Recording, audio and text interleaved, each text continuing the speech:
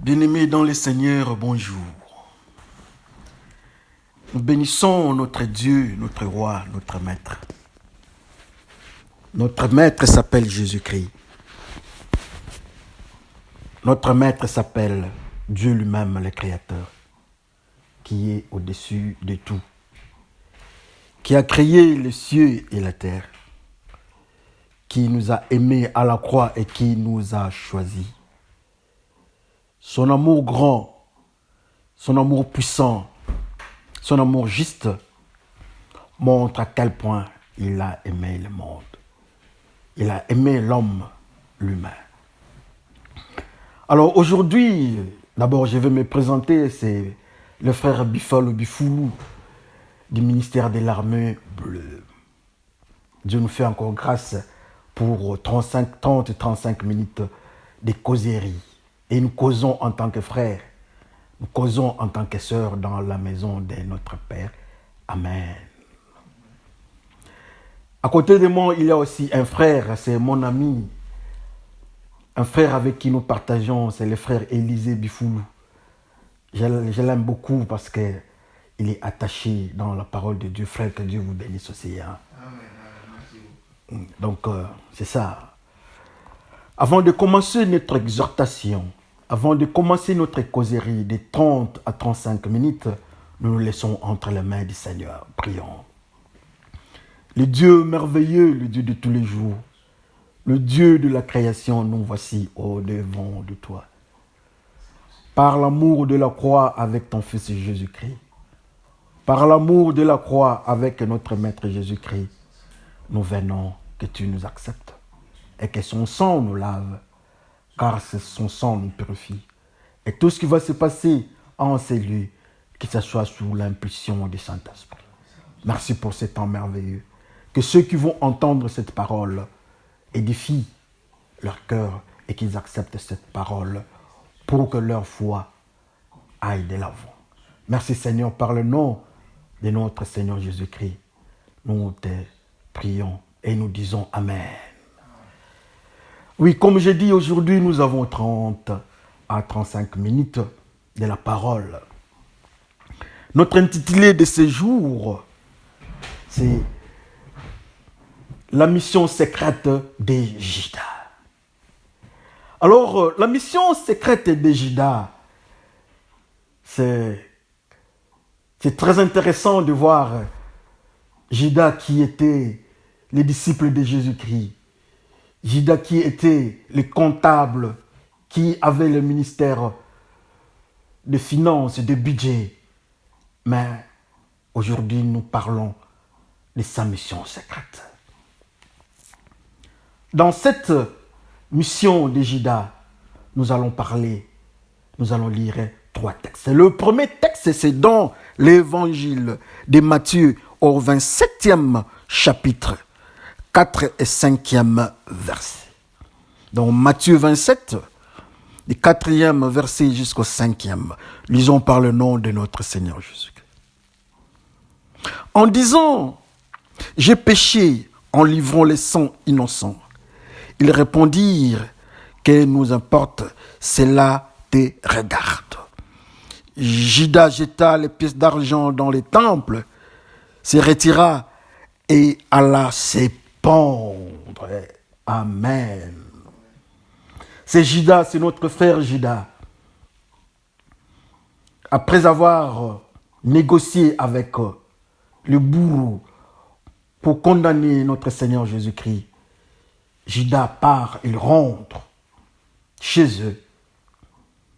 Il parle avec eux. Il leur demande de récupérer l'argent et libérer le Seigneur. Par surprise, je ne sais pas s'il était surpris ou comment, les pharisiens, les maîtres et autres ont catégoriquement refusé. Comme conséquence, Judas, prenant les pièces d'argent, il les jeta dans les temples. Alléluia. Très intéressant, le frère Judas. Le deuxième texte que nous avons, ce sont des petits textes. Le deuxième texte, c'est toujours dans Matthieu. Matthieu 21, du 12e nous allons lire seulement les 12e. Jésus entra dans les temples de Dieu. Il chassa tous ceux qui vendaient et qui achetaient dans les temples. Il renversa les tables des changeurs et les sièges des vendeurs de pigeons. Amen. Cette fois-ci, c'est notre Seigneur Jésus-Christ qui entre dans les temples. Il fait un constat malheureux. Dans ce constat-là, il y a les frères, les commerçants qui se sont rebellés aussi de leur façon. Au lieu de vendre leurs histoires en dehors du temple, mais ils viennent, ils vendent, ils manipulent l'argent dans l'église. Très intéressant.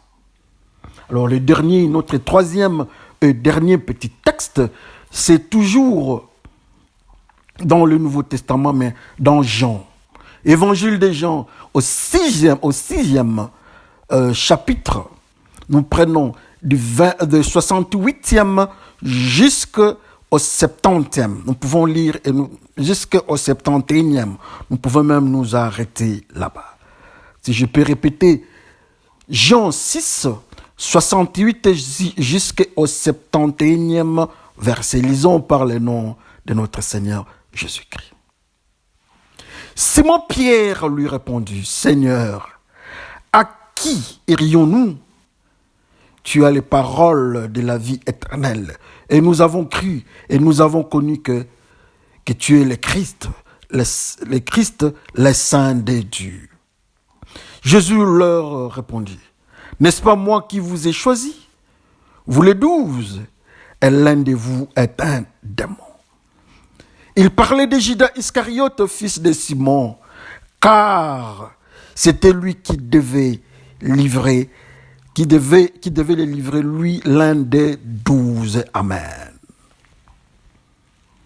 Voilà le troisième et le dernier texte. On nous parlait de Judas, c'est le Seigneur qui parle. Il dit, moi je vous ai choisi, mais parmi vous, un de vous est un démon. Dans d'autres versions, on dit, un de vous est le diable. Très intéressant, compliqué. Il y a même les gens qui grincent les dents. Mais c'est le Seigneur Jésus-Christ lui-même qui a accepté, qui a amené les démons à ses côtés. Donc, il y a une relation entre le Seigneur et les démons.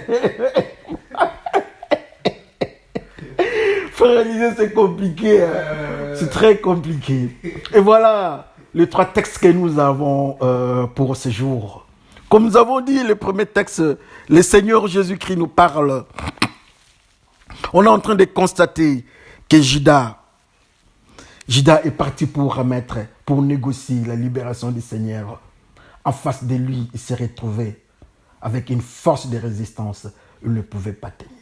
Mais ce qui nous intéresse, un des éléments clés de ce premier texte, Judas prenant l'argent, il jeta dans les temples. Alléluia, frère Élisée. Judas prend l'argent, il jette l'argent, il dépose l'argent dans les temples.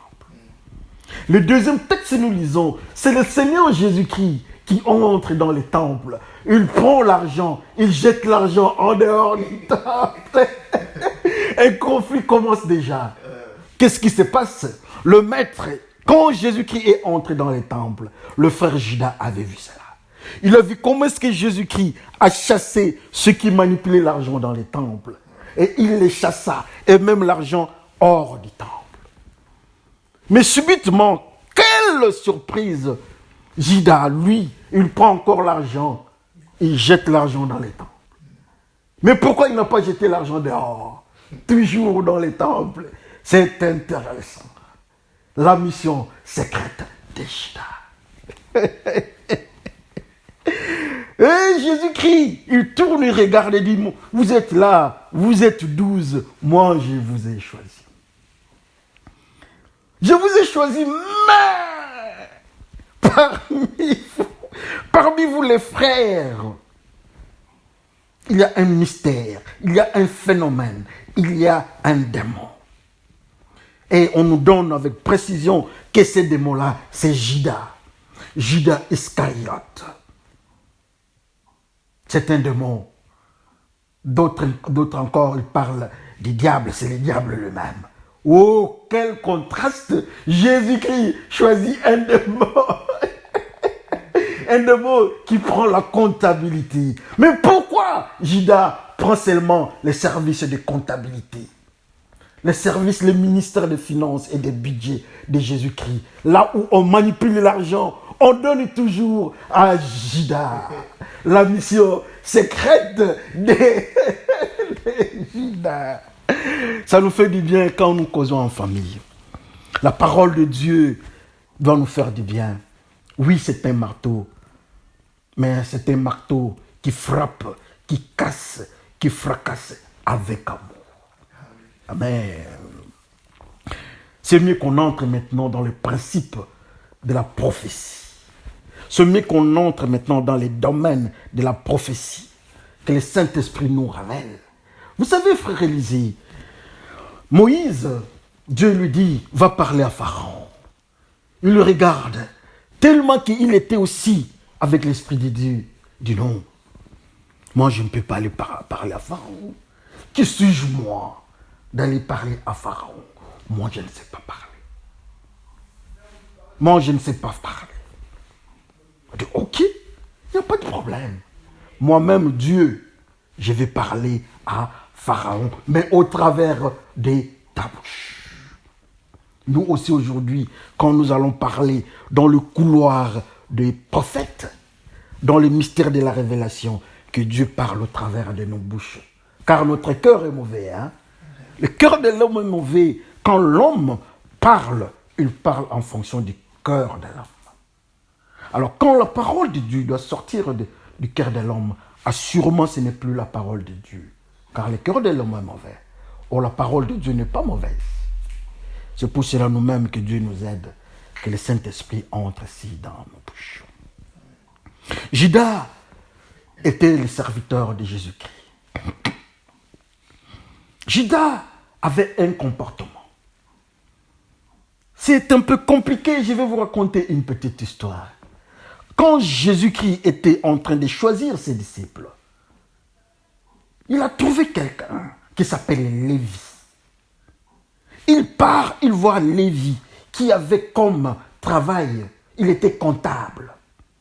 Il s'occupait de l'impôt de l'argent. Il dit à Lévi, Lévi, suis-moi. Le spécialiste de comptabilité.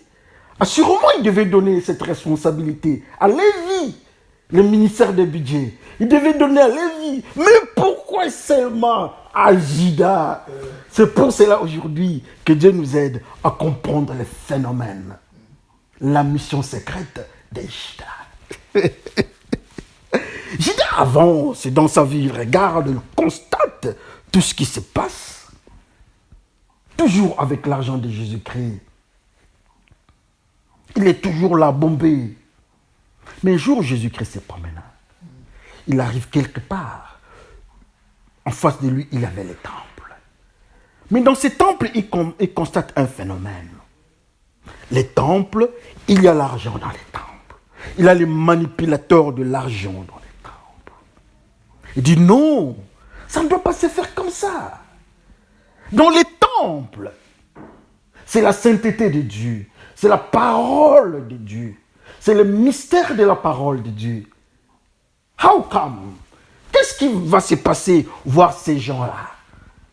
Jésus-Christ n'a pas appelé l'armée pour chasser les gens qui manipulaient l'argent. Il est entré lui-même. Il n'a pas demandé aux disciples. Le maître Jésus-Christ entre et il vide. Tous ceux qui avaient de l'argent là-bas, il les chassa. Ils sont partis dehors. Et le temple était resté vide. Alléluia. Très intéressant. Jésus-Christ est le maître. Jésus-Christ est la grandeur. Jésus-Christ est l'autorité. La parole de Dieu nous dit que nous sommes les temples du Saint-Esprit.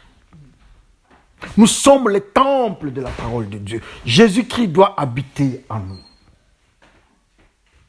Mais dans ces temples-là, de l'autre côté, il y avait l'argent. Et Jésus-Christ fait sortir de l'argent. Il efface ça, il libère ça. Vous ne pouvez plus rester ici, dans les temples. La Bible nous dit que l'argent est la racine de tous les maux.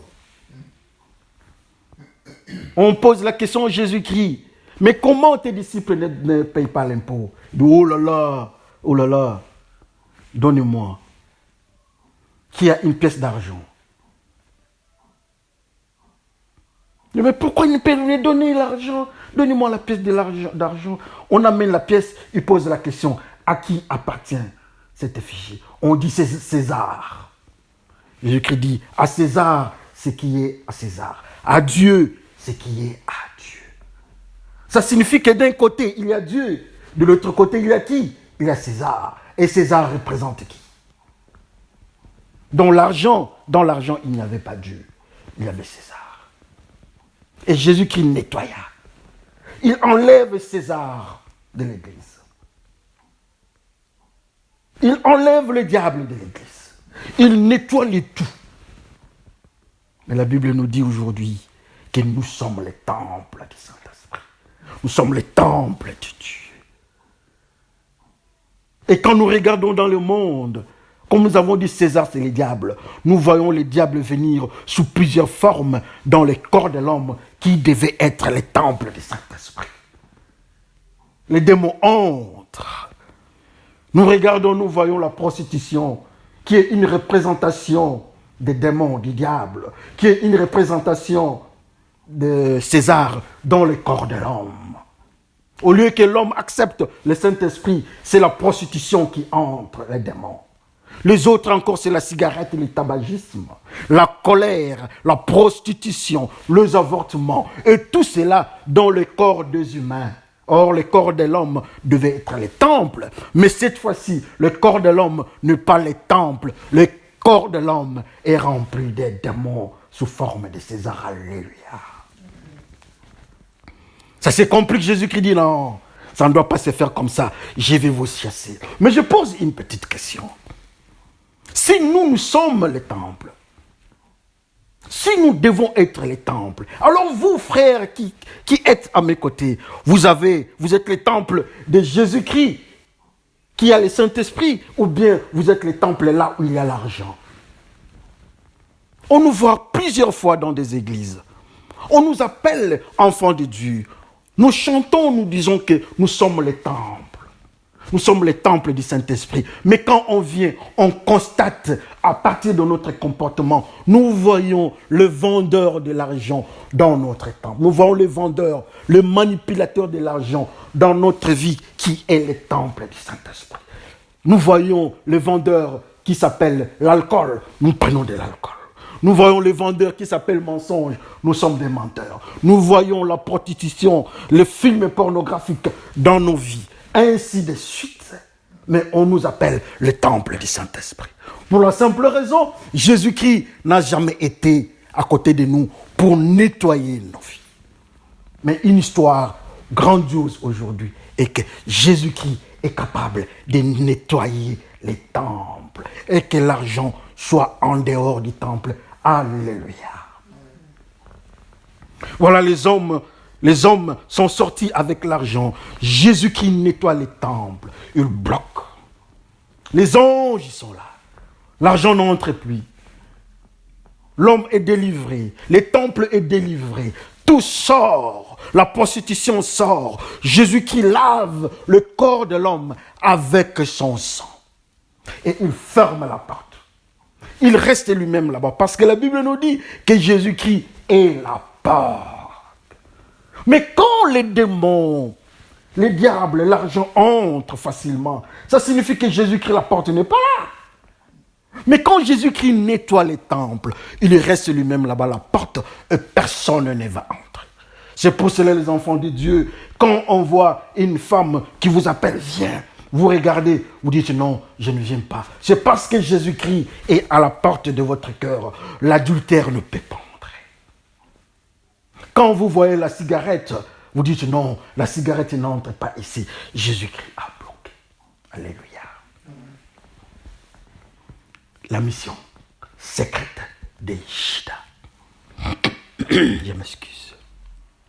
Parlons un peu du frère Judas. Frère Judas joue sa carte.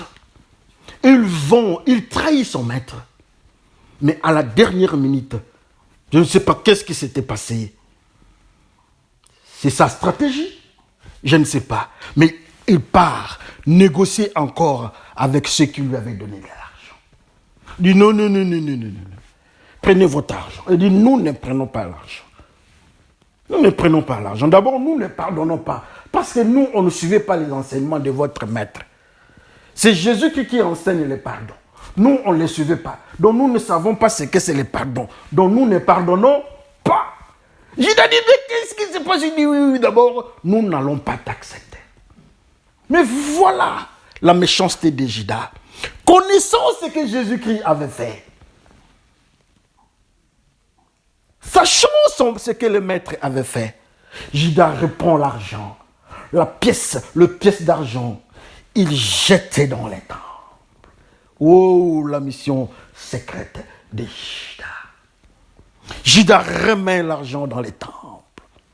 Judas remet l'argent dans les temples que Jésus-Christ avait nettoyés, que Jésus-Christ avait fait sortir. Les pièces d'argent.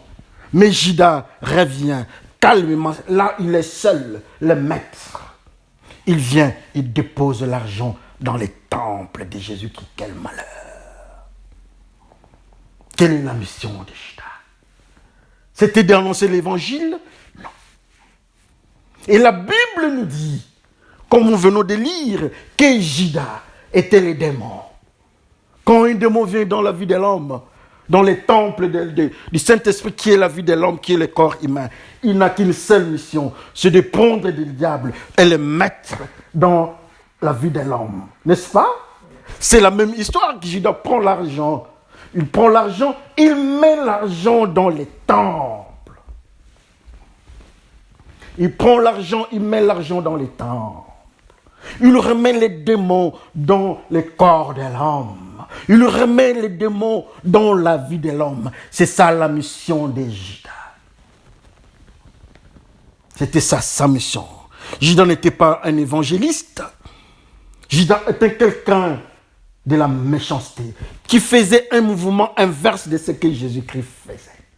Judas était quelqu'un qui avait une mission de détruire l'Église, mais à côté de Jésus-Christ. Il jeta l'argent. Pour ne pas juger Judas, pour ne pas encore rappeler Judas, mais pourquoi tu as jeté là-bas? Judas sort, il part se pendre, il meurt. Pour la simple raison, la mort a des relations avec le diable.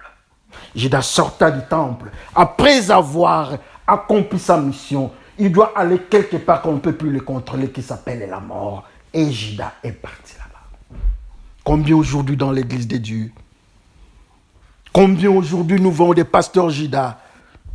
Au lieu d'annoncer l'évangile dans la parole, dans la maison de Dieu, au lieu d'annoncer la crainte de Dieu dans la vie des humains, mais nous voyons le pasteur Judas ensemencer le diable, mettre le diable dans la vie des frères et sœurs de l'église. Alléluia.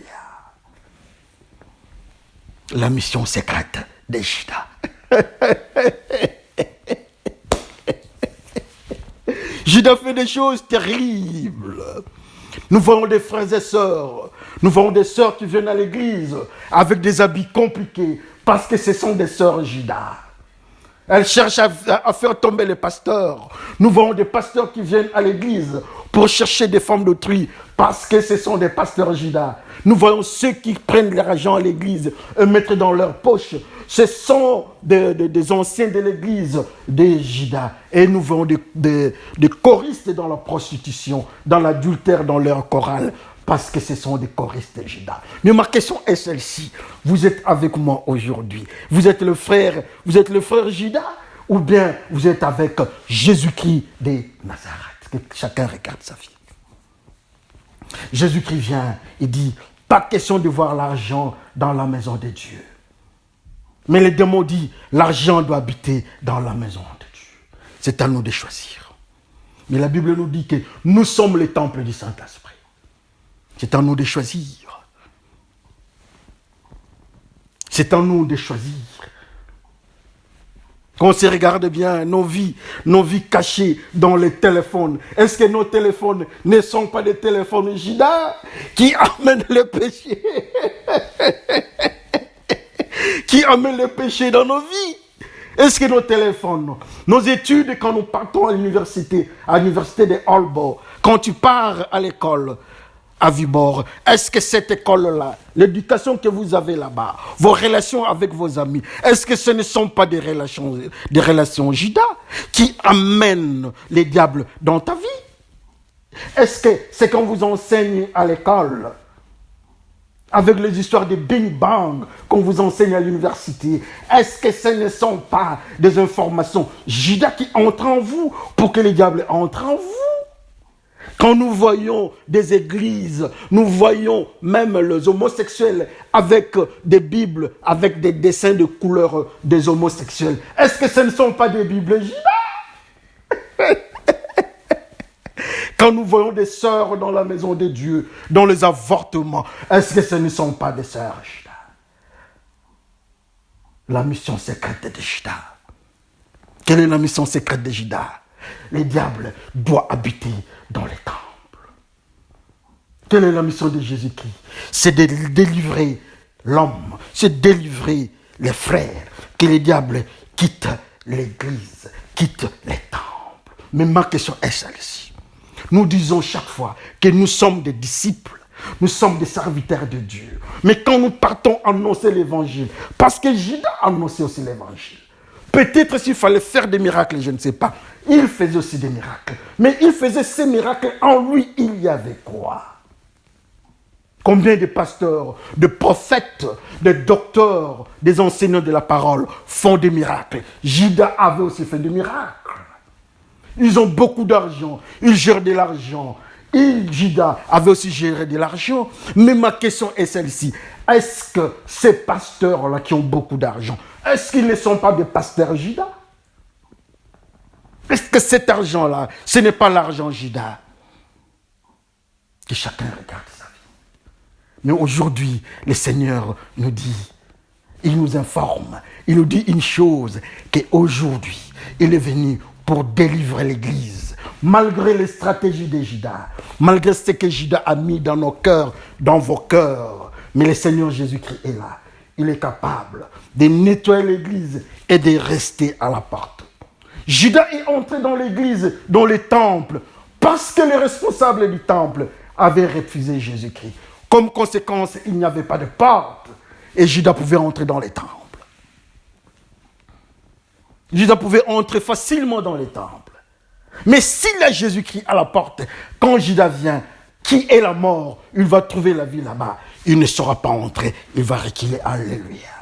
Mais souvenez-vous, la mission secrète de Judas est toujours à nos côtés. Que le Seigneur vous bénisse. Mettons-nous en prière.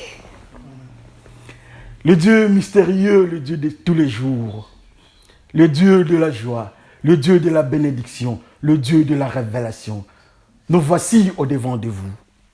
Dans nos relations, dans nos manières, nous constatons que nous avons Judas. Nous constatons qu'il y a quelque chose qui ne va pas. Mais laissez-moi venir aujourd'hui avec mes frères et sœurs, avec mes amis, pour dire, nous sommes prêts, nous avons péché. Judas est venu, il a mis l'argent dans nos vies. Nous avons accepté les activités de Judas. Mais nous venons auprès de toi, Jésus-Christ, que tu entres en nous, que tu nous délivres, afin que nous soyons les temples seuls du Saint-Esprit. Et que tu regardes, que tu nous gardes, Seigneur, parce que tu es la porte. Merci pour ce temps merveilleux, Seigneur, de ce que tu nous as donné. Que ceux qui vont entendre cette causerie soient édifiés. Par le nom de Jésus-Christ, Père, nous te glorifions. Nous disons Amen.